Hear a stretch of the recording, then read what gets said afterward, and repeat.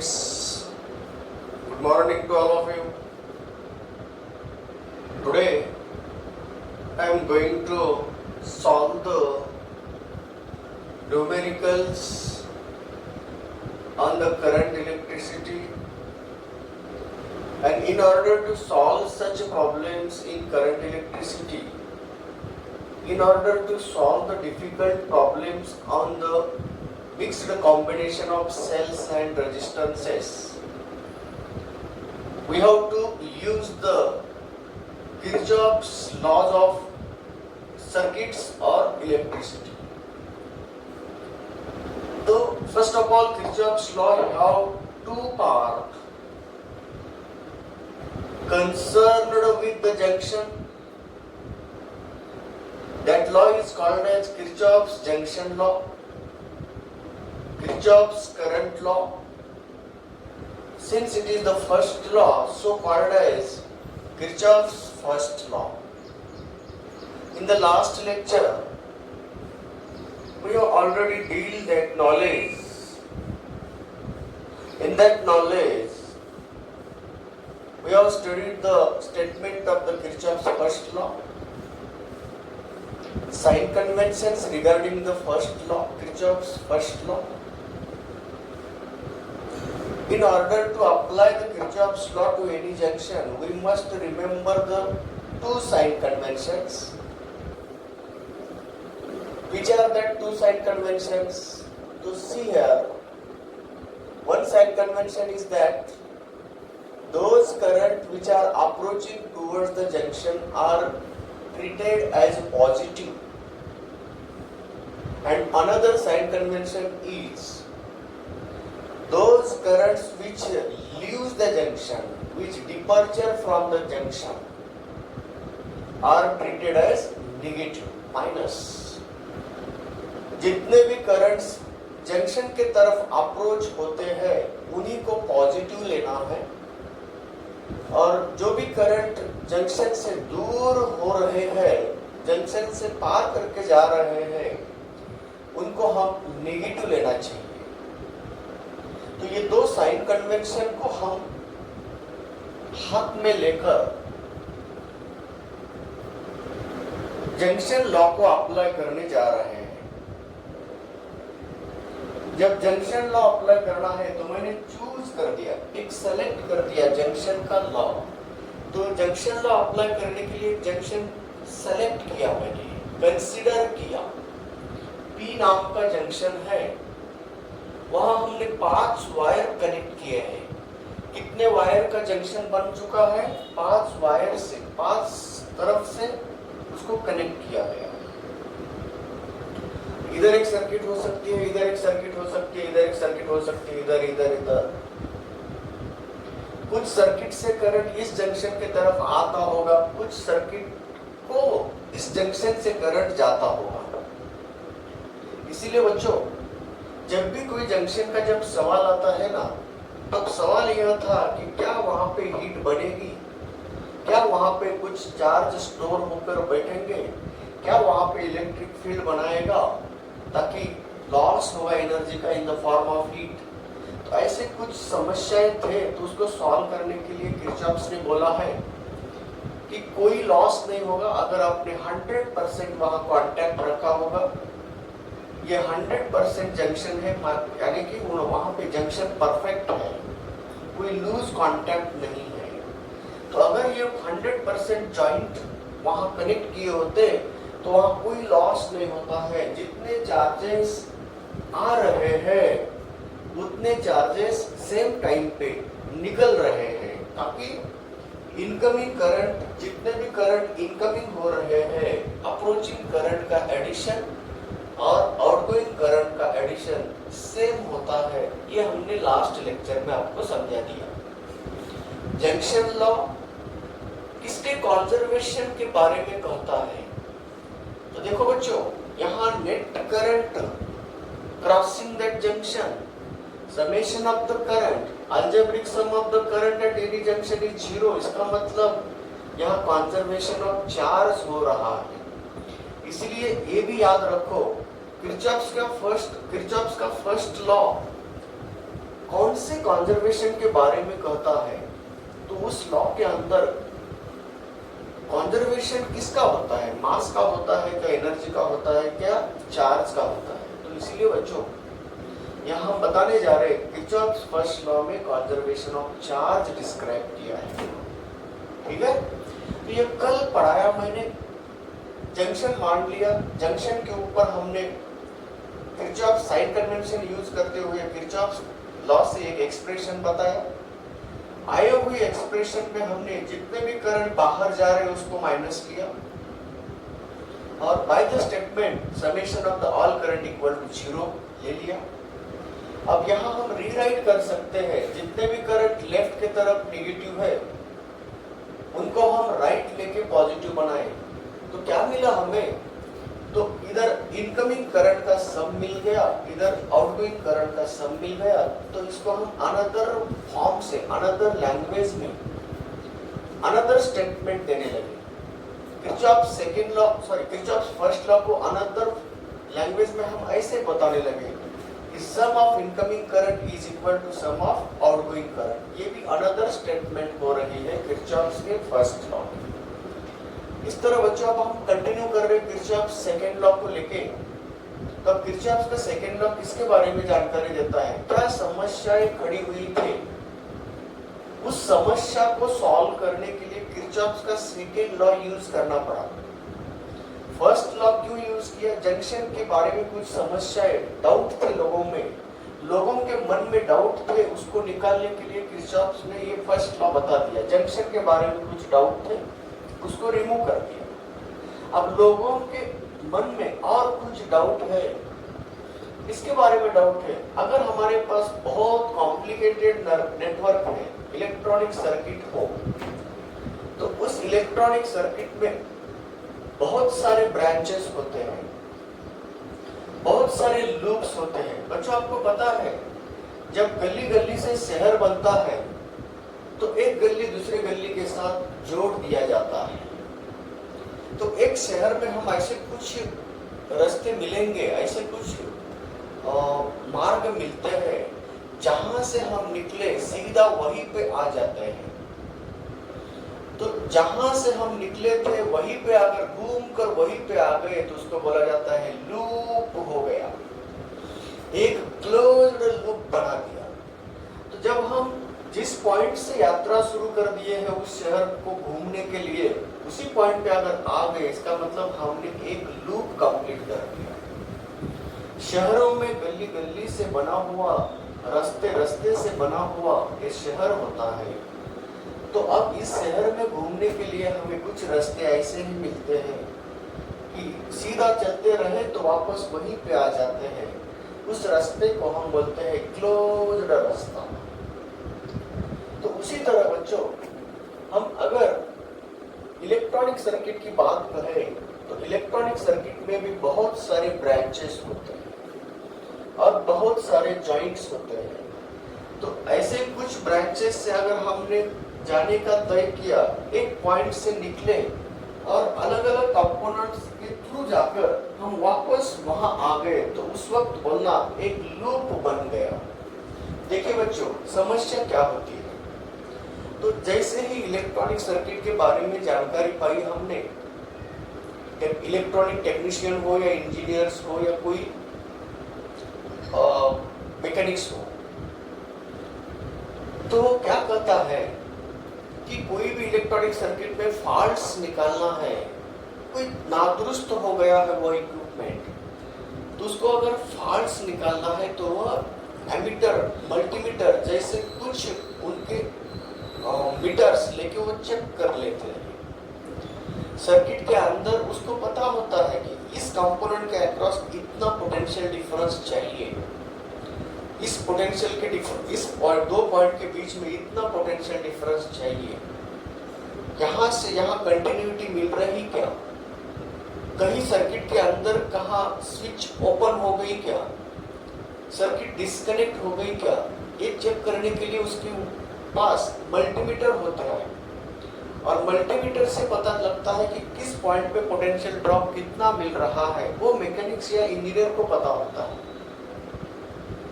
जैसे ही उसको मिल गया फॉल्ट, तो बताता है ये फॉल्ट मिल गया है, तो यह डिवाइस नाकाम हो गया, उसको रिप्लेस करना है, तो ग्राहक से बोलता है कि यहाँ रिप्लेस करने के लिए इतने इतने पैसे लगते हैं। तब ग्राहक बोलता है यस करो, तब वो रिपेयर हो जाता है, वो उपकरण रिपेयर हो जाता है और ग्राहक को वापस दिया जाता है। उसके दुरुस्त किए इसके लिए उसको कुछ पैसे भी मिल जाते हैं मैकेनिक्स के लिए। तो चलिए मैकेनिक्स की बात होगी, मगर सिर्फ मैकेनिक्स का ही काम नहीं है, बहुत क्या हार्डवेयर का प्रॉब्लम है। जब हम हार्डवेयर इलेक्ट्रॉनिक सर्किट बनाते हैं, उसका हार्डवेयर जब स्टडी करते हैं, तब हार्डवेयर बनाते वक्त हमें याद रखना चाहिए कि कौन से पॉइंट पे कितना पोटेंशियल चाहिए, कौन से पॉइंट पे कितना पोटेंशियल डिफरेंस बनना चाहिए, उसके थ्रू कितना करंट जाना चाहिए, ये हार्डवेयर बोलते हैं हम। उस हार्डवेयर में हमें फॉल्ट्स निकालना है, तो हमें दिक्कत होती है कि कौन से कंपोनेंट के अक्रॉस कितना करंट पोटेंशियल डिफरेंस चाहिए, उसके थ्रू कितना करंट जाना चाहिए। तो ये फॉल्ट्स निकालने के लिए हमें कुछ मार्ग ढूंढना था। तो उन फॉल्ट्स को निकालने के लिए किरचॉफ ने सेकेंड लॉ को अप्लाई करने का प्रयत्न किया, और उस फॉल्ट्स को निकालने के लिए उन्होंने एक टेक्निक बता दिया, एक लॉ बना दिया। उस लॉ को हम बोलते हैं किरचॉफ्स वोल्टेज लॉ। दूसरा नाम है लूप के ऊपर अप्लाई किया है। जैसे हमने पहले लॉ को जंक्शन के ऊपर अप्लाई किया था, उसी तरह यह लॉ लूप के ऊपर अप्लाई हुआ है, इसलिए उसका अनदर नाम है लूप्स लॉ। और तीसरा नाम है ये सेकेंड लॉ है, इसीलिए उसका सेकेंड लॉ भी कहते हैं। KVL Kirchhoff's voltage law, Kirchhoff's loop law, Kirchhoff's second law, ये नाम है अलग अलग, मगर सबकी स्टेटमेंट एक ही है। उन्होंने क्या कहा कि अगर कोई सर्किट कितना ही कॉम्प्लिकेटेड क्यों ना हो सर्किट, उस सर्किट के अंदर एक लूप अगर मान लिया, क्लोज्ड लूप मानो, इस क्लोज्ड लूप के अंदर कितने ही सोर्सेस ऑफ ईएमएफ हो, उसको हम सेल कहते हैं, उन सब की एडिशन कर दो। तो गिवन लूप के अंदर अब एक लूप बना रहे बोले, तो वह लूप एक ही ब्रांच से नहीं होता है, अलग अलग ब्रांच से होता है। देखिए बच्चों, हम शहर घूमने लगे, कॉलोनी से एक कॉलोनी के बाद दूसरी कॉलोनी आएगी, दूसरी कॉलोनी के बाद तीसरी कॉलोनी आएगी, मगर हम जहां से स्टार्ट हुए हैं वहीं पे आना है, तो हमें अलग अलग कॉलोनीज के अलग अलग नाम के रास्ते मिलते हैं। उसी तरह यहाँ हम किरचॉफ्स वोल्टेज लॉ अप्लाई करने जा रहे हैं, एक लूप ले रहे हैं, एक क्लोज्ड रास्ता चुन रहे हैं, मगर उस रास्ते में कहीं कहीं पे रेजिस्टेंस मिलेंगे, कहीं कहीं पे सेल्स मिलेंगे, क्योंकि हम प्रॉब्लम्स कंपोजिट कॉम्बिनेशन का चल रहा है। यहाँ रेजिस्टेंस का होगा या सेल के होंगे, उसके अंदर कॉम्बिनेशंस। तो ऐसे अलग अलग कंपोनेंट से बना हुआ सर्किट होता है, उसके अंदर जब हम रास्ता पार कर रहे हैं, तब कहीं जगह पे हमें रेजिस्टेंस लगेगा, तो कहीं जगह पे सेल लगेगा, कहीं जगह पे अलग अलग कंपोनेंट्स लगेंगे। तो हम उसके बारे में सोचना चाहिए कि कैसा सिचुएशन वहां बन गई, तो उसको सॉल्व कैसे करना है। तो इसीलिए बच्चों, किरचॉफ्स के सेकेंड लॉ ने क्या किया है, वो जानकारी मैं आपको दे रहा हूं। किरचॉफ सेकेंड लॉ में क्या कहा गया, अगर किसी क्लोज्ड लूप के अंदर जितने भी सेल्स हैं, उनके ईएमएफ का summation of EMF in that loop, closed loop is always equal to summation of the products of current and resistances of each branch in that loop। जो भी आपने लूप चुना है, उस लूप के अंदर जितने भी ब्रांचेस होते हैं, हर ब्रांच से करंट अलग अलग जाएगा, तो उनका रेजिस्टेंस भी अलग अलग पाएंगे आप। तो क्या कहता है जो भी लूप आपने तय किया है, जो भी लूप आपने चुना है, चुने हुए लूप के अंदर जितने भी सोर्सेस ऑफ ईएमएफ आएंगे, यानी कि सेल्स आएंगे, तब सबकी ईएमएफ की addition is always equal to summation of the products of currents and resistances of each branch in that loop. हम लूप के बाहर के ब्रांच के बारे में नहीं बोल रहे हैं, हम जितने भी ब्रांचेस उस तय किए हुए लूप के अंदर है, हमने चूज किए हुए लूप के अंदर है, हमने सेलेक्टेड किए हुए लूप के अंदर जितने भी ब्रांचेस है, उनके रिस्पेक्टिव रेजिस्टेंस एंड करंट के प्रोडक्ट का सम है, ये बराबर होता है। ये किरचॉफ सेकेंड लॉ कहता है। तो ये किरचॉफ सेकेंड लॉ की स्टेटमेंट दे रहे हैं हम, ये मैथमेटिकल स्टेटमेंट है। बताने वाले कुछ उल्टा ही बोलते हैं। कैसे बोलते हैं? बोलने का तरीका, भाषा अलग है, मगर अर्थ एक ही होता है। चलिए बच्चों, मैं इस भाषा से आपको सुना रहा हूँ। Kirchhoff second law is stated as for a closed loop. Loop कैसा है? क्लोज्ड है। क्लोज्ड लूप किसे कहते हैं उसके बारे में यहाँ जानकारी दे रहा हूँ। देखिए बच्चों, हम एक ऐसा सर्किट बना रहे हैं जिनके ऊपर किरचॉफ का सेकेंड लॉ अप्लाई करना है हमें, और आपको समझाना है। How will you apply the Kirchhoff second law to given loop in the circuit. दिए हुए सर्किट में किसी लूप को किस तरह हम किरचॉफ का सेकेंड लॉ अप्लाई करेंगे, वो आपको सिखा रहा हूँ। तो इसीलिए यहाँ पे मैं एक कॉम्पोजिट नेटवर्क बनाता हूँ। उस नेटवर्क के अंदर आपको देखते हैं कि कितने लूप्स उस सर्किट में बने हैं। तो चलिए मैं सर्किट बनाने जा रहा हूँ। एक सर्किट सेलेक्ट कर रहा हूँ जिसका हम यहाँ यूज होता है। तो ये E1 नाम का सेल है और ये रेजिस्टेंस है, ये रेजिस्टेंस है, R1 रेजिस्टेंस है, R2 रेजिस्टेंस है, यहाँ एक तीसरा रेजिस्टेंस है, उसको R5 बोलते हैं, यहाँ एक रेजिस्टेंस है। एक सिंपल सा सर्किट जिनमें 3 लूप दिखेंगे आपको। ये सेल का EMF है E2, ये रेजिस्टेंस R3 है, ये R4 है। देखिए बच्चों, सेलेक्टेड लूप में, सेलेक्टेड सर्किट में कितने रेजिस्टेंस है? 5 रेजिस्टेंस है और 2 सेल्स है। अब देखो लूप कितने बनते हैं। लूप को नाम देने के लिए आसान हो इसलिए मैं उसको नॉमेनक्लेचर दे रहा हूँ। ये B, C, D, E and F। देखिए बच्चों, यहाँ ये सर्किट में कितने लूप बन सकते हैं? लूप यानी कि जहां से स्टार्ट किए वहीं पे लौट आना। चलो हम यहाँ से निकले, A to B, B to C, C to D, D to E, E to F, F to AI। एक कंप्लीट लूप हो गया। ये सबसे बड़ा वाला लूप बन गया इसके अंदर।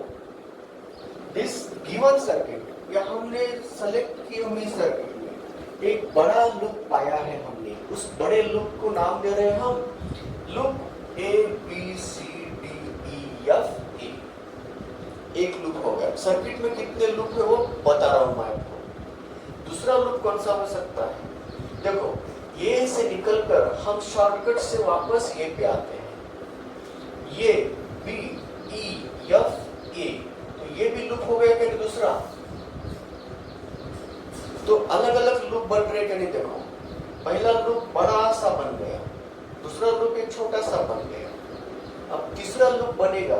यहाँ से स्टार्ट किए बगैर अगर यहाँ से स्टार्ट, कहीं से भी स्टार्ट करो, B से स्टार्ट करो, तो ये भी बन गया दूसरा लूप। हम B से हमारा मोर्चा स्टार्ट कर रहे हैं, तो B से स्टार्ट करके हम वापस B पे आना है, तो कितने पाथ से आ सकते हैं?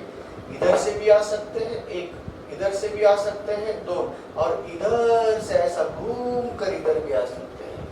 कितने बार, कितने तरह से हम यहाँ पे पहुंच रहे हैं? 3 तरह से। तो हम 3 पॉसिबिलिटीज है हमें वापस वहीं पे लौटने के। कोई भी पॉइंट ले लो यार, यहाँ से स्टार्ट कर रहे हैं ना, तो यहाँ पहुंचने के लिए कितने रास्ते बन सकते हैं? ये 1 हो गया, ये 2 हो गया, है ना, और तीसरा। अब ये तो एक ही तरफ आने के लिए, अब सबके लिए कॉमन, ये देखो E पॉइंट। ई पॉइंट से स्टार्ट करो अपना मोर्चा, वहीं पे आओ। तो यहाँ एक इधर से ऐसा बड़ा पाथ हो गया, शहर पूरा घूम गया, बाद में इधर से यहीं से आ सकते, बाद में इधर से इधर आ सकते। तो कितने लूप से बना हुआ ये सर्किट है? 3 लूप से, मैक्सिमम 3 लूप बन सकते हैं, दोबारा नहीं जानेगा, एक साथ। तो ऐसे इसी तरह बच्चों हमने जो सर्किट यहाँ पे सेलेक्ट की है ना, ये ऐसा कंपल्सन नहीं है कि यही सर्किट लेना है, तो हमको सिर्फ अप्लाई करने की नॉलेज देना है। तो रिगार्डिंग किरचॉफ सेकंड लॉ हमें नॉलेज देना है, इसलिए हमने एक सिंपल सा सर्किट बना दिया। उस सर्किट के अंदर कितने लूप हो सकते हैं? 3 लूप से बनी हुई सर्किट है। तो ये सिंपल सर्किट आपके सामने हम ड्रॉ कर रहे हैं। तो कितने, अब कोई भी एक लूप को हम किरचॉफ का सेकंड लॉ अप्लाई करने जा रहे हैं। देखो बच्चों, अगर मैंने बड़ा सा लूप मान लिया, बड़ा लूप बोले तो कहाँ से निकलेंगे हम? ये पॉइंट से निकलो, कहाँ पहुंच जाएंगे हम?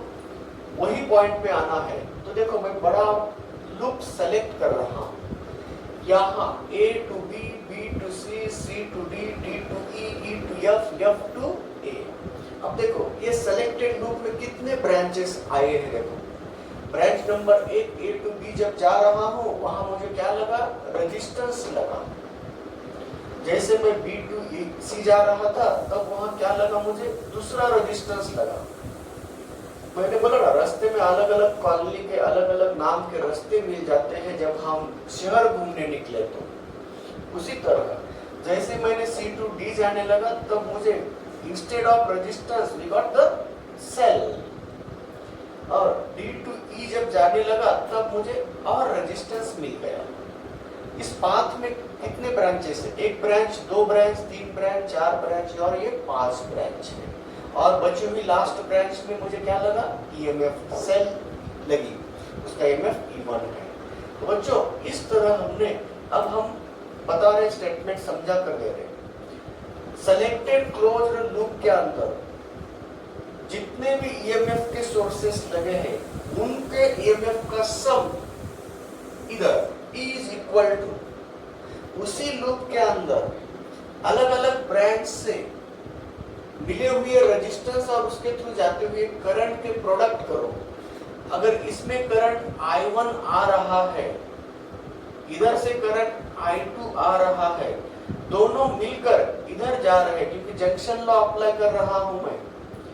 यहाँ 3 वायर का जंक्शन बन चुका है, 2 वायर से करंट आ रहा है, इधर से आ रहा है, इधर से आ रहा है, और दोनों मिलकर इधर से भाग रहा है। तो यहाँ जंक्शन लॉ यूज करते हुए हम ऐसा बोल सकते हैं, इसमें कितना करंट जा रहा है? I1 प्लस I2 जा रहा है। फिर दोबारा यहाँ एक जंक्शन मिल गया, तो यहाँ I1 प्लस I2 करंट आया, तो यहाँ स्प्लिट हो जाता है। बैटरी जितना करंट वह जितने चार्जेस दिए उतने चार्ज ही मांगती है वापस। तो अगर जितने चार्ज दिए उतने चार्ज इधर जा रहे बोले तो करंट कितना जा रहा है? I1 जा रहा है।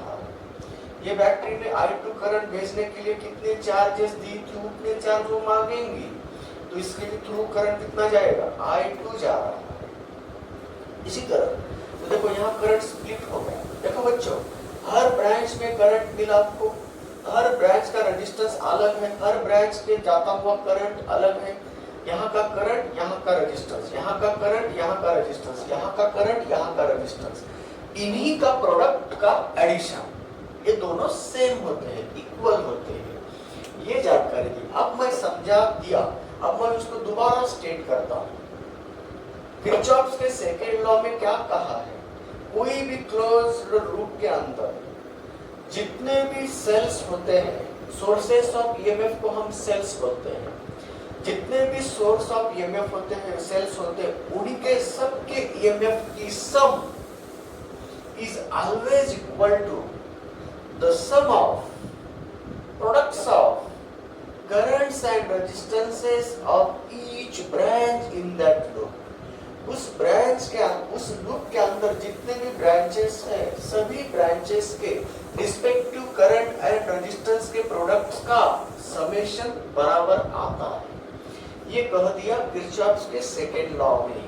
तो चलिए बच्चों, हम अब उस लॉ के अंदर क्या कॉन्जर्वेशन हुआ है जैसे हमने बोला था फर्स्ट लॉ के अंदर कंजर्वेशन ऑफ चार्ज हुआ था, जितने चार्जेस आए उतने चार्जेस साइमल्टेनियसली निकल गए हैं, तो नेट चार्ज फ्लो 0 हुआ था, इसलिए net current at the junction 0 मान लिया था।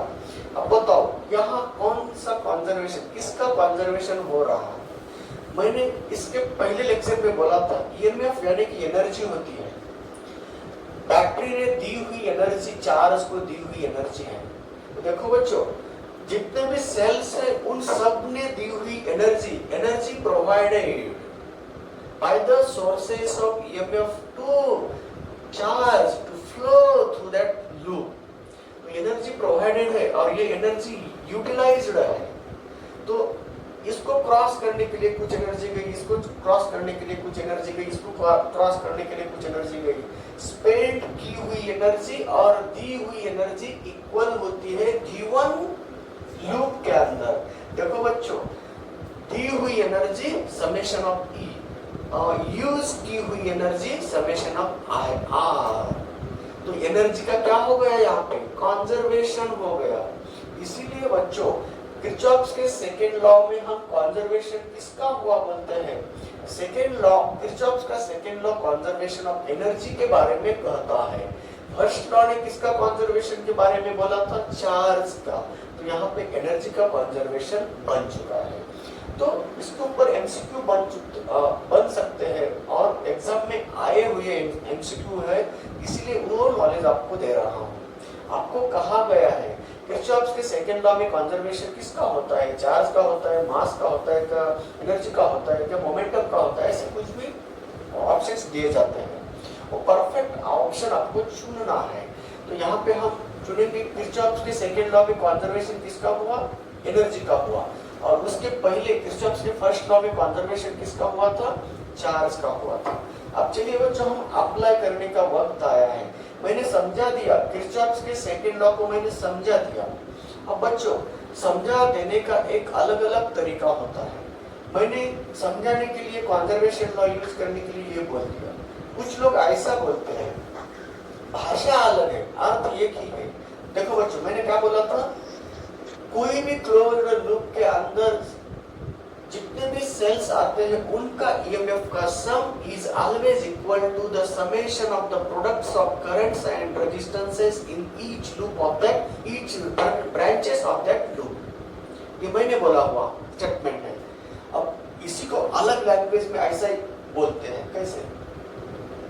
इनको अगर इधर लिए वो क्या कहते हैं? वही लैंग्वेज, सिर्फ थोड़ा सा वर्डिंग अलग है। तो क्या कहते हैं? For a closed loop summation of EMFs and summation of products of current and resistances in that loop is always equal to 0। देखो कैसे उनके लैंग्वेज से हम मैथमेटिकल रिलेशन ऐसा बता रहे हैं, summation of EMFs and summation of product of current and resistances in the each branch of that loop is always equal to 0। Same है स्टेटमेंट, सिर्फ ये जो प्रोडक्ट है ना, जब मैं इस स्टेटमेंट को यूज कर रहा हूं तब साइन कन्वेंशंस डिफरेंट यूज करूंगा। जब आप इस स्टेटमेंट को यूज कर रहे हो तो साइन कन्वेंशंस, यहाँ जो साइन कन्वेंशन है उसके अपोजिट साइन कन्वेंशन यहाँ यूज करो, बाकी कुछ भी नहीं, वही है। दोनों इक्वल है, यानी कि दोनों का वेक्टर ऐड कर दिया आपने, साइन कन्वेंशन के साथ अगर ऐड कर रहे हैं तो इक्वल टू क्या आएगा? 0 आएगा, है ना? तो इसीलिए बच्चों देखो, मैं इसको ऐसा लिख सकता हूँ और इसको ऐसा भी लिख सकता हूँ। देखो E summation of E minus plus minus summation of I R,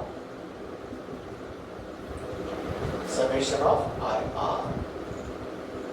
तो जो भी साइन कन्वेंशन यहाँ यूज किए उसको अपोजिट साइन कन्वेंशन यहाँ यूज कर दो, हो गया। तो इसीलिए किसी भी तरह से स्टेटमेंट दी हो, दिक्कत उसमें नहीं है, मीनिंग एक ही है, मगर साइन कन्वेंशन यूज करते वक्त आपको याद रखना है। इसीलिए मैं इसको यूज कर रहे हैं, इस स्टेटमेंट को यूज कर रहे हैं, तो उसके साइन कन्वेंशंस प्रोडक्ट के बारे में डिफरेंट बताए गए हैं।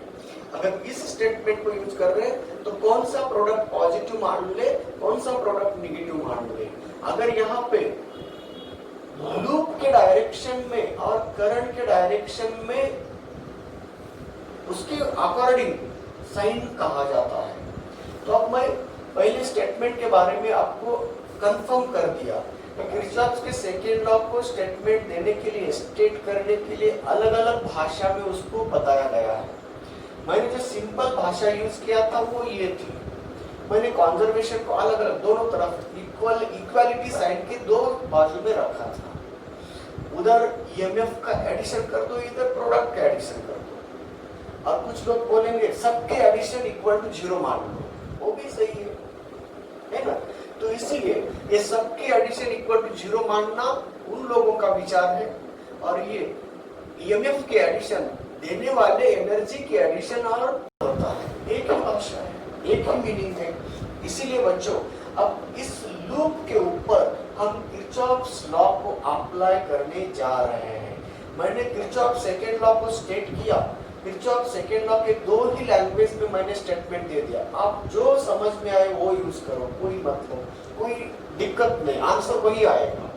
सिर्फ एक याद रखना, sign convention regarding the product जो यूज कर रहा हूं मैं यहाँ, और उसके अपोजिट साइन कन्वेंशन यहाँ यूज करो, ताकि इधर का पॉजिटिव इधर आके क्या होगा, निगेटिव होगा ना।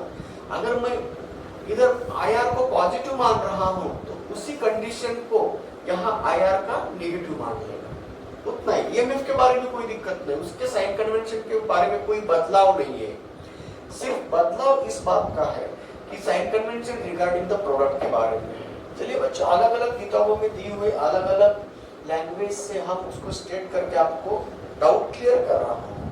किसी भी एक स्टेटमेंट से चलते जाओ, आपको आंसर मिलेगा। चलो अब मैं किसको यूज कर रहा हूँ, इसको यूज कर रहा हूँ। ओके, तो पहले स्टेटमेंट से मैं अब किरचॉफ के सेकेंड लॉ के पहले स्टेटमेंट से मैं लूप को किरचॉफ का सेकेंड लॉ अप्लाई करने जा रहा हूँ। तो चलिए बच्चों, अब हम निकले, किधर निकले, लूप के तरफ निकले। क्या करने के लिए, किरचॉफ का वोल्टेज लॉ अप्लाई करना है। तो चलो कौन सा लूप लेंगे, जो बड़ा है बड़े से बड़ा लूप लेंगे। तो अब यहाँ लिखना चाहिए to apply the Kirchhoff's voltage law to loop A B C D E F. KVL law मैं लूप को अप्लाई कर रहा हूँ to loop A B C D E F A. Closed loop का कैरेक्टर कैसे होता है, स्टार्टिंग जहां से हुआ वही पे एंड होना, उसको क्लोज्ड लूप कहा। अगर यहाँ आपने ये नहीं लिखा तो वो ओपन लूप हो गया। ओपन लूप के बारे में किरचॉफ का लॉ कैसे अप्लाई करना वो आगे बताता हूँ मैं। यहाँ क्लोज्ड लूप के बारे में किरचॉफ के लॉ को हम यहाँ बताने जा रहे हैं बच्चों। तो इसलिए किरचॉफ का voltage law for closed loop, इसलिए KVL to loop A B C D E F A, ये क्लोज्ड लूप मान लिया मैंने। अब चलिए बच्चों, अब किरचॉफ का वोल्टेज लॉ अप्लाई करने के लिए मैंने लूप को सेलेक्ट कर दिया। अब मेरे पास वक्त है कि किरचॉफ का लॉ अप्लाई करने के लिए साइन कन्वेंशंस यूज करना बहुत इंपॉर्टेंट है। तो चलिए कौन सा ईएमएफ पॉजिटिव लेना, कौन सा ईएमएफ नेगेटिव लेना, क्योंकि मुझे समेशन ईएमएफ की करना है। राइट साइड पे प्रोडक्ट की समेशन करना है, तो कौन सा प्रोडक्ट पॉजिटिव लेना, कौन सा प्रोडक्ट नेगेटिव लेना, तब जाकर हम सम कर सकते हैं उसको। तो algebraic sum of EMF in the loop is equal to algebraic sum of the products of current and resistances in each branch of that loop. ये स्टेटमेंट को हम अप्लाई करने जा रहे हैं। जब हम अलजेब्रिक सम ऑफ ईएमएफ कर रहे हैं तो कौन सा ईएमएफ पॉजिटिव लेना और कौन सा ईएमएफ नेगेटिव लेना, ये इंपॉर्टेंट बात है। इसलिए हम बोल रहे हैं ईएमएफ के बारे में दो साइन कन्वेंशंस बोलेंगे। जब ईएमएफ के बारे में दो साइन कन्वेंशन है तो उसी तरह प्रोडक्ट के बारे में ही दो साइन कन्वेंशन है। कुल मिला के 4 साइन कन्वेंशंस हम यहाँ बताने जा रहे हैं। वहां पहले किरचॉफ के फर्स्ट लॉ में सिर्फ करंट को ऐड कर रहे थे, इसलिए वहां 2 ही साइन कन्वेंशन थे। करंट कब पॉजिटिव लेना, एक साइन कन्वेंशन, करंट कब निगेटिव लेना, दूसरा साइन कन्वेंशन। यहाँ अब ईएमएफ कब पॉजिटिव लेना, वो एक साइन कन्वेंशन, ईएमएफ कब निगेटिव लेना, वो दूसरा साइन कन्वेंशन। यहाँ प्रोडक्ट कब पॉजिटिव लेना, वो एक तीसरा साइन कन्वेंशन बन गया, और निगेटिव कब लेना, वो चौथा साइन कन्वेंशन बन गया। तो चलिए बच्चों, ये 4 साइन कन्वेंशन को हम पहले समझाएंगे, बाद में उसको उस साइन कन्वेंशन का आधार लेकर हम उसको सॉल्व करने जा रहे हैं। चलो अब पहले साइन कन्वेंशन बताता हूं। पहला साइन कन्वेंशन ऐसा है, किस ईएमएफ को पॉजिटिव कहा जाता है, किस सेल का ईएमएफ पॉजिटिव लेता है। तो sign of EMF depends upon the path of selected loop. Loop के पाथ के ऊपर डिपेंड है। चलो पाथ किसको बोलते हैं, हमने लूप चुना है A to B, B to C, C to D, D to E, E to F, F to A। इसी पाथ के अलावा हम उल्टे भी जा सकते हैं, A to F, F to E, F to E, E to D, D to C, C to B, B to A।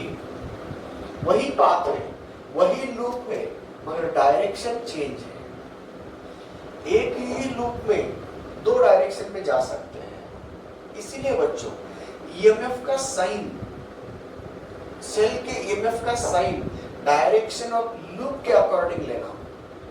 किस दिशा में हमने लूप की डायरेक्शन यूज कर रहे हैं, उसके अकॉर्डिंग ईएमएफ का साइन बनता है। और साथ ही साथ वो भी बताता हूं, प्रोडक्ट का साइन, इस I into R का साइन किसके अकॉर्डिंग करना है, करंट और लूप के डायरेक्शन के अकॉर्डिंग करना है। यहाँ सिर्फ डायरेक्शन ऑफ लूप यूज करते हैं ईएमएफ का साइन तय करने के लिए। अगर प्रोडक्ट का साइन तय करना है तो दोनों की भी डायरेक्शन कंसीडर करना होगा, दोनों के दिशा में सोचना होगा। अगर करंट की दिशा, उसके थ्रू जाने वाले करंट की दिशा और लूप की दिशा सेम रही तो प्रोडक्ट अलग साइन का लेना। डिफरेंट डायरेक्शन, देखो ना, मैंने B to C जा रहा हूँ, लूप की दिशा कैसी है, B to C जा रहा हूँ, लूप की डायरेक्शन B to C है और करंट उसके अगेंस्ट में आ रहा है, तो इसका प्रोडक्ट अलग होगा, उसका साइन अलग होगा। और ये देखो A to B आ रहा हूँ और करंट उसी दिशा में आ रहा है, तो इनका प्रोडक्ट अगर ये A to B दोनों की दिशा सेम रही तो वो अगर पॉजिटिव लिया तो इनका प्रोडक्ट कैसा आएगा, नेगेटिव आएगा। अगर ये नेगेटिव लिया तो ये प्रोडक्ट कैसा आएगा, पॉजिटिव। अब कब नेगेटिव लेना, कब पॉजिटिव लेना, ये बताने जा रहा हूं बच्चों। चलिए, अगर इस स्टेटमेंट से मैं प्रोडक्ट का साइन बताना है, अब पहले मैं ईएमएफ का कंफर्म कर लेता हूं। चाहे किस तरह का आप डायरेक्शन ले लो करंट की, करंट के डायरेक्शन के ऊपर से ईएमएफ का साइन डिपेंड नहीं होता।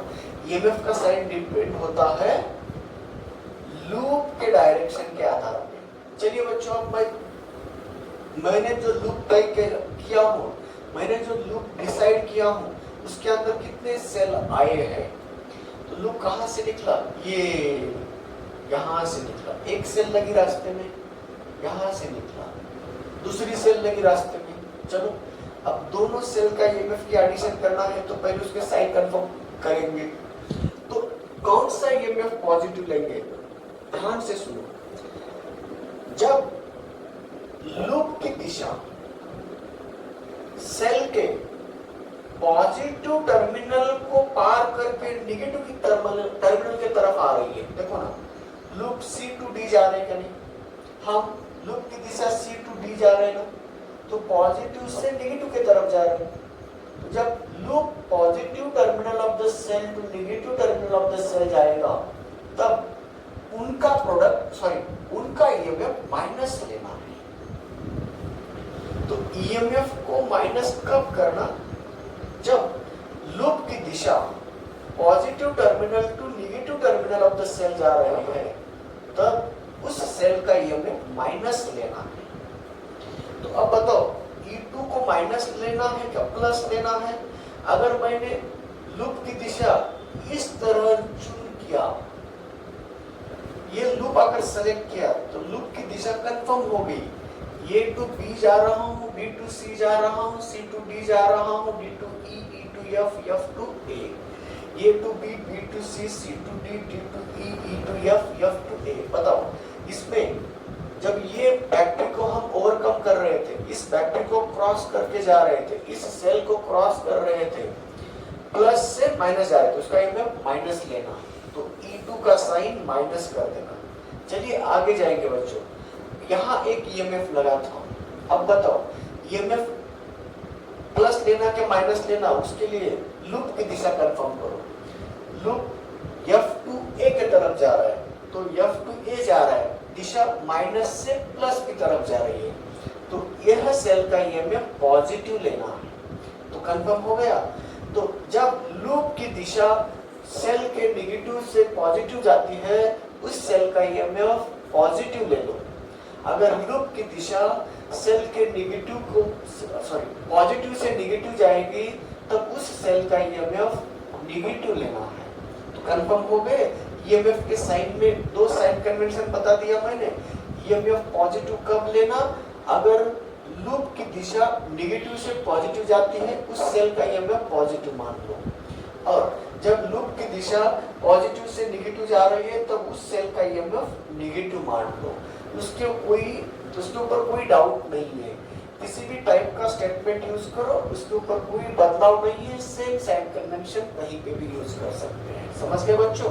चलिए अब sign convention regarding the product use करना है। तो sign convention regarding the product use करने के लिए अब बताने जा रहा हूं। देखिए बच्चों, अगर दोनों का साइन, दोनों की दिशा, दोनों का डायरेक्शन, दोनों बोले तो कौन, लूप की दिशा एंड उनके थ्रू जाते हुए करंट की दिशा, मैंने लूप A टू B मान लिया, मगर करंट किधर आ रहा है, A टू B ही जा रहा है ना। I1 current A to B आ रहा है, तो दोनों की दिशा जब सेम होंगे ना, तब उस वक्त उनका प्रोडक्ट पॉजिटिव लेना। एक कब, जब मैं इस स्टेटमेंट को यूज कर रहा हूं। अगर मैं दूसरे स्टेटमेंट को यूज कर रहा हूं, इसको summation of E plus summation of IR equal to 0। अब बताओ, जब दोनों की दिशा सेम रहेगी, लूप की और करंट की डायरेक्शन सेम रहेगी, तब उस प्रोडक्ट को माइनस मानो, ये कहता है, नेगेटिव मानो, ये कहता है। वो क्यों कहा, क्योंकि करंट हमेशा हायर पोटेंशियल टू लोअर जाता है, इसलिए वहां -1 ऐसा कहा गया है। तो कुछ भी कहने, तो आपके लिए कन्वीनियंट कौन सा है वो यूज करो आप, कोई रिस्ट्रिक्शंस नहीं है। जिसको जो कन्वीनियंट लगा वो यूज करते हैं। मुझे ये कन्वीनियंट लगा इसलिए मैं इसको यूज कर रहा हूँ। आपको ये लगा हो तो वही साइन कन्वेंशन यूज करो। दोनों की दिशा जब सेम रही तब माइनस ले लो, ये बोलता है। अब मैं क्या बोलता हूँ, दोनों की दिशा अगर सेम रही तो यहाँ प्लस ले लो। तो इधर प्लस मान लिया तो इधर जाके क्या होगा, माइनस हो जाएगा ना, तो उसमें कोई दिक्कत नहीं है। चलो बच्चों, अब जैसे ही मैं A टू B जा रहा हूं, तब I1 इंटू R1 का प्रोडक्ट प्लस मानूंगा इसके अकॉर्डिंग। अब B टू C जा रहा हूं, लूप की दिशा है B टू C, मगर करंट की दिशा है C टू B, तो दोनों की डायरेक्शन अपोजिट है। ये लूप, राइट हैंड का लूप और लेफ्ट हैंड का करंट, तो ये दोनों की दिशा अपोजिट है, तब इस प्रोडक्ट को माइनस ले लो, ये करता हूं। तो ये क्या कहेंगे, उस प्रोडक्ट को प्लस कर दो, यहां ले लो, ऐसा बोलेंगे। इधर प्लस हुआ तो इधर आके क्या होगा, माइनस ही हो जाएगा। ओके, चलिए बच्चों, अब इस ब्रांच में रेजिस्टेंस लगा था, प्रोडक्ट चुन लिया। इस ब्रांच में रेजिस्टेंस लगा था, प्रोडक्ट को चुन लिया। इस ब्रांच में रेजिस्टेंस नहीं, EMF लगा था, EMF के बारे में साइन कन्वेंशन माइनस कर दिया। चलो B टू E जा रहा हूं। अब बताइए, करंट नीचे आ रहा है और मैं ऊपर जा रहा हूं, दोनों की डायरेक्शन अपोजिट हुई है। बताओ प्रोडक्ट प्लस लेना या माइनस लेना, इसके अकॉर्डिंग माइनस लेना, उसके अकॉर्डिंग प्लस लेना। तो प्रोडक्ट कब प्लस कब माइनस, अब इसके अकॉर्डिंग बोलने जा रहा हूं मैं। दोनों का डायरेक्शन अपोजिट होने से, दोनों बोले तो लूप ऊपर की तरफ जा रहा है, D टू E जा रहा है, D टू E, और करंट अपोजिट अपोजिट आ रहा है तो वह प्रोडक्ट कैसे करेंगे हम, इसके अकॉर्डिंग निगेटिव करेंगे और इसके अकॉर्डिंग पॉजिटिव। चलिए अब E टू F जब जा रहा हूं, बताइए बच्चों, E टू F जब जा रहा हूं उसमें डायरेक्शन अपोजिट है या in the direction of current है, तो in the direction of current है, तो दोनों की डायरेक्शन सेम रही तो इन दोनों का प्रोडक्ट पॉजिटिव मानेंगे इसके अकॉर्डिंग और इसके अकॉर्डिंग नेगेटिव मानेंगे। समझ गए? तो यही अप्लाई कर कर हमें यहाँ एक्सप्रेशन बताना है ताकि हम प्रॉब्लम सॉल्व कर सकते हैं। प्रॉब्लम सॉल्व करने के लिए इक्वेशंस बनाने होते हैं। इक्वेशन बनाने के लिए किरचॉफ्स लॉ से अलग अलग इक्वेशन हम पा सकते हैं। तो केवीएल अप्लाई करो इस लूप के लिए और एक इक्वेशन बनाओ, केवीएल फिर दोबारा इस लूप के लिए अप्लाई करो, दूसरा इक्वेशन बनेगा।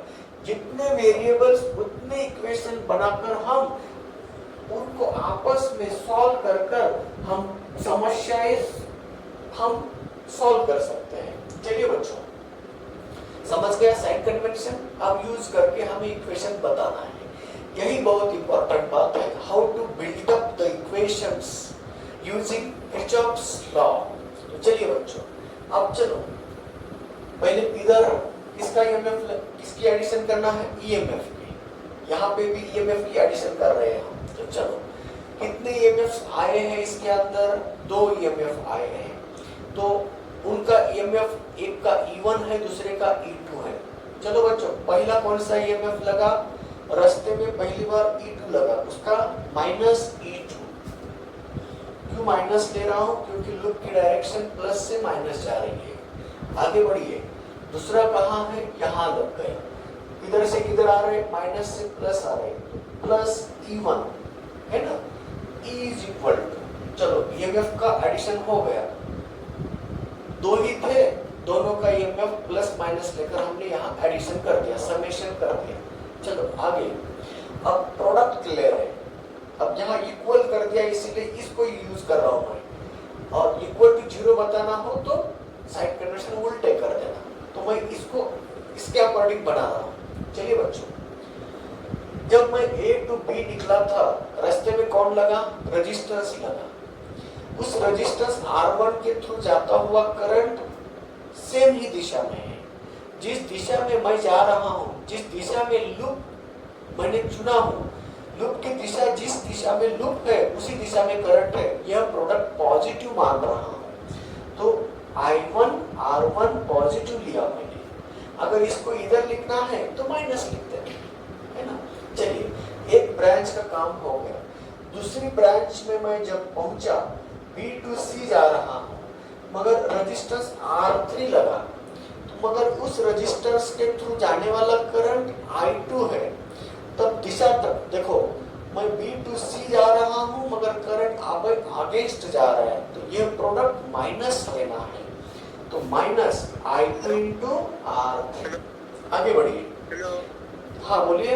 हेलो, हाँ बोल। सर जेडी सर म्हणजे जॉईन हाँ जेडी सरचं झालंय चालू, जॉईन म्हणते। अरे यार, मग हा टाइम झालाय थोडं। ठीक है, आगे कंटिन्यू करेंगे। यहाँ हम टाइम हुआ है उसको बाद में कंटिन्यू करते हैं। तो अब चलिए,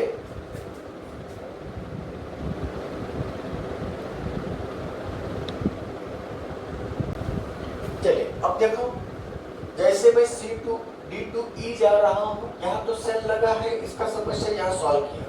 जैसे मैं D टू E जा रहा हूँ, देखो प्रोडक्ट कैसा लेना है, करंट अगेंस्ट है लूप के, तो माइनस आ गया I2 R4। उसी तरह E टू F जा रहा हूँ, करंट की दिशा में जा रहा हूँ, यह प्रोडक्ट प्लस आ गया, ये हुआ इक्वेशन बन गया। तो चलिए उसको थोड़ा सा सुटेबल फॉर्म बनाता हूँ। E1 minus E2 equal to I1 R1 plus I1 R2 minus I2 R3 minus I2 R4। This is the one of the equation obtained by using the Kirchhoff's voltage law to this loop.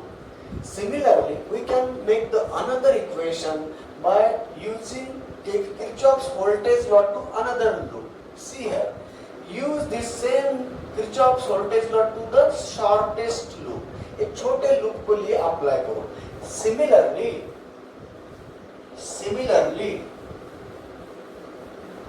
KVL apply करो to loop, closed loop A B E F A, ये छोटा वाला loop. देखो बच्चों, इस decide किए हुए loop के अंदर सिर्फ एक ही सेल लगेगी। देखो ना, यहां से निकले यहां आ रहे, एक ही सेल है। उस सेल का ईएमएफ कैसा करना है? अब पॉजिटिव लेना है, तो प्लस E1 बना दिया, एक ही सेल है, E इज इक्वल। चलो प्रोडक्ट ले लो, पहला प्रोडक्ट ये दिशा सेम है तो प्रोडक्ट पॉजिटिव आया, I1 R1। अब दूसरा जो है ना, करंट कितना जा रहा है? I1 प्लस I2 जा रहा है। जिस दिशा में लूप है B2E जा रहे हैं, तो B2E जा रहे बोले तो जिस दिशा में लूप है उसी दिशा में करंट जा रहा है।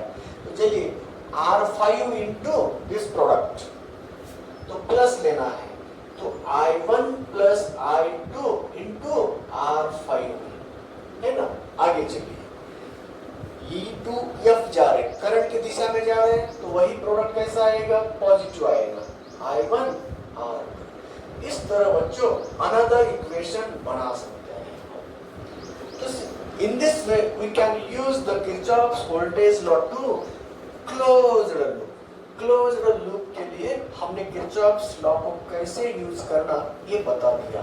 इसमें कंजर्वेशन ऑफ एनर्जी सेटिस्फाइड होती है और 4 साइन कन्वेंशंस है। तो इस तरह से हम उसको स्टेट कर रहे हैं, उसके अकॉर्डिंग इक्वेशन बनाना है। तो बच्चों ये Kirchhoff's law to closed loop हो गया। अब हम Kirchhoff's law to open loop भी पढ़ाएंगे।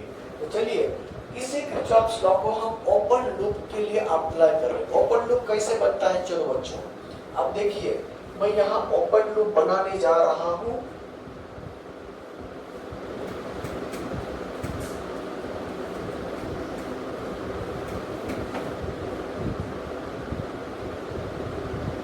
ठीक है, दूसरी फिगर किरचॉफ्स लॉ और ओपन लूप है, तो हमें चाहे दुश्मन जमाना है, बने चाहे दुश्मन लूप कैसा क्यों ना हो, हमें किरचॉफ्स को यूज करना है। तो चलो हम ओपन लूप बना रहे हैं।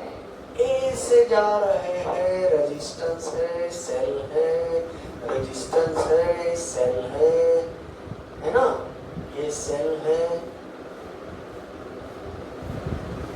रेजिस्टेंस है, ये सेल है, रेजिस्टेंस है। यहाँ हम बी पॉइंट मान लिए।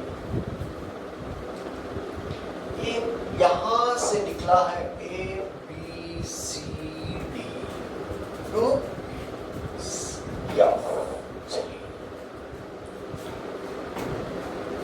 ए बी सी डी ई।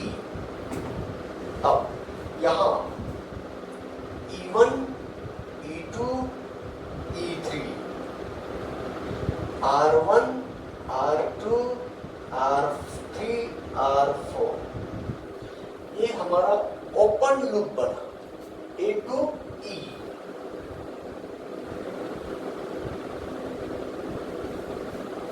Open loop. तो हम वापस ए को आएगा? नहीं आएगा। ऐसे ओपन सर्किट को, ओपन लूप को हम किरचॉफ्स का वोल्टेज लॉ अप्लाई करने के लिए किस तरह अप्लाई करना है? चलिए बच्चों, सबका पोटेंशियल इक्वल टू क्या करना है? 0 लेना है। ये कैसे? अगर यहां से करंट, दिशा बता रहा हूं मैं, I1 से करंट सेम जाएगा ना, सेम करंट इधर जा रहा है। इधर से कोई सर्किट हो,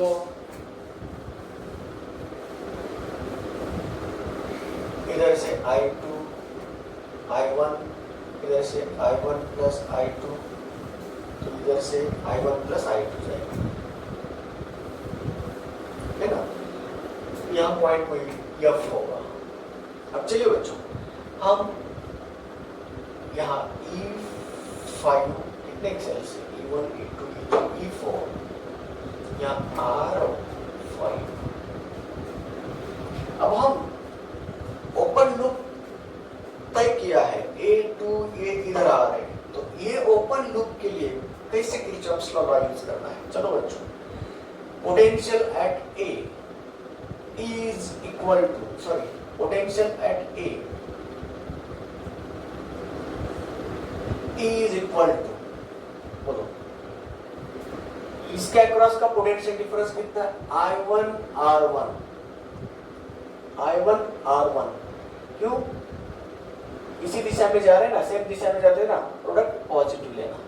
आगे चलिए, इसका साइन -E1।